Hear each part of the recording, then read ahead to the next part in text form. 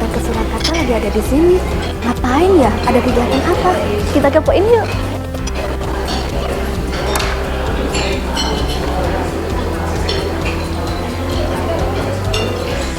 Sobat Polkesta tahu nggak? Dengar-dengar ketua peneliti dari riset KRUPT ini adalah ketua jurusan jamu kita, yaitu Dr. ATT Indri Kusuma dari MSc. Kita tanya-tanya lebih lanjut yuk, apa sih kegiatan ini?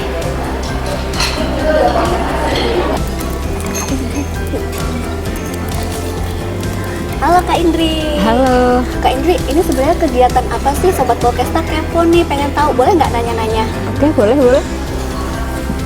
Kak Indri, sebenarnya riset KRUPT ini apa sih dan tujuannya apa? Oke, jadi riset KRUPT ini suatu skema riset penugasan yang dianggarkan dari Dirjen Nakes Kementerian Kesehatan, yang mana riset ini nanti itu luarannya adalah hasil inovasi yang dapat dihilirisasi atau dapat dimanfaatkan ke masyarakat. Jadi kalau selama ini kan riset biasanya hanya penelitian terus disimpan di perpustakaan aja itu ya.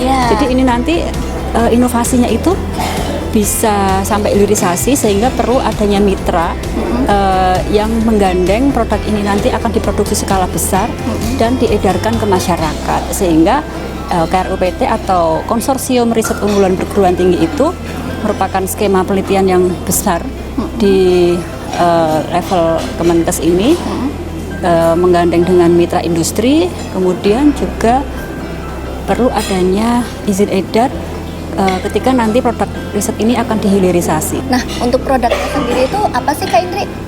Penelitian saya ini inovasi dari limbah tongkol jagung yang dibuat dalam sediaan kosmetik dalam bentuk BB cream. Kan sekarang anak-anak zaman now itu kan suka tampil yang glowing gitu ya, apalagi dengan sediaannya BB cream gitu ya, selain bisa untuk melembabkan, juga bisa sebagai tabir surya, bisa juga antioksidan, dan juga dapat memberikan manfaat untuk memutih atau biar tampil glowing seperti itu. Wah, keren ya, padahal tadi dari limbah tongkol jagung ya Kak. Sekali. Terus kok gimana sih ceritanya kok bisa lolos gitu?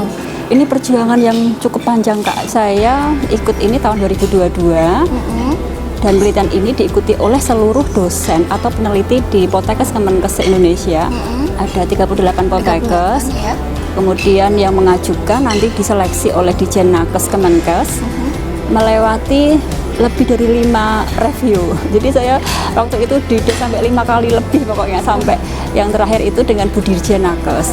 Dan alhamdulillah waktu itu dinyatakan lolos. Banyak 3 seangkatan saya itu yang ikut, hanya 3 tim saja dari Poltekkes Surakarta, saya sebagai ketua peneliti, kemudian dari Poltekkes Tasikmalaya 2 tim seperti itu. Jadi rangkaiannya panjang. Ya, dan hibah ini didanai 3 tahun. Memang risetnya nanti arahnya sampai ke uji ke klinis, kemudian juga harus pengembangan ke scale up di industri juga, dan industri harus siap untuk memberikan investasi untuk riset ini dan seperti itu. Izin edar tadi sampai izin edar tadi. Didampingi Badan POM langsung ini ya. Wah, keren ya Sobat Polkesta. Nah, untuk sebagai ketua peneliti nih, apa harapan Kak Indri ke depannya untuk produk ini? Oke. Riset ini hasil dari inovasi yang sangat panjang. Sebelum saya disertasi dulu, waktu itu saya mengembangkan penelitian bersama mahasiswa saya, ikut lomba menginovasikan bentuk sediaan kosmetik, risetnya sebagai SPF, kemudian saya S3 itu saya kembangkan sebagai whitening.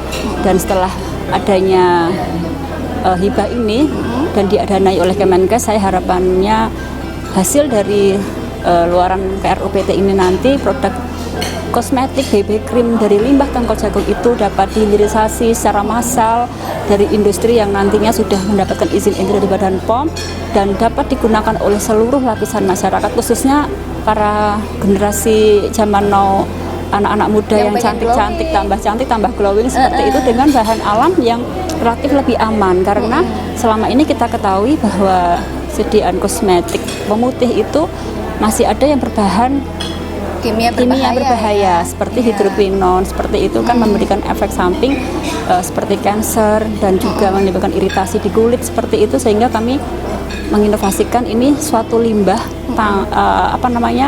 yang tidak termanfaatkan tetapi mempunyai kandungan flavonoid dan sudah terbukti secara in vitro sebagai penghambat enzim tirosinase atau sebagai pemutih, dan pada hibah ini kita akan melakukan uji klinis bersama FK atau Fakultas Kedokteran UGM, dan alhamdulillah tadi dari Badan POM sudah memberikan pendampingan sampai ke perizinan edar. Jadi harapannya nanti setelah ini produk kita bisa dihilirisasi. Nah, tunggu launchingnya ya teman-teman. Kita doain semoga semua proses ini lancar dan produknya bisa segera kalian pakai.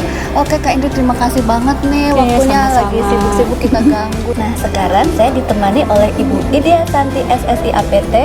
Beliau adalah pengawas farmasi dan makanan ahli Madya, Direktorat Registrasi Obat Tradisional, Suplemen Kesehatan dan Kosmetik, mewakili Badan POM pada hari ini. Nah, Ibu Idea Santi, boleh nggak dijelasin apa sih peran Badan POM dalam hal ini dan dukungan Ibu untuk riset KRUPT ini? Badan POM prinsipnya adalah menjamin suatu produk untuk yang beredar adalah bermutu, aman, dan bermanfaat. Oleh karena itu, untuk setiap penelitian yang dilakukan terhadap produk, Badan POM harus memberikan dukungan. Bentuk dukungannya adalah memberikan pendampingan sebelum dan hingga pelaksanaan produk, hingga produk bisa dirasakan oleh masyarakat penggunaannya. Gitu ya, biar memastikan biar produk itu aman. Iya. Oke. Nah, itu tadi Sobat Polkesta udah jelaskan.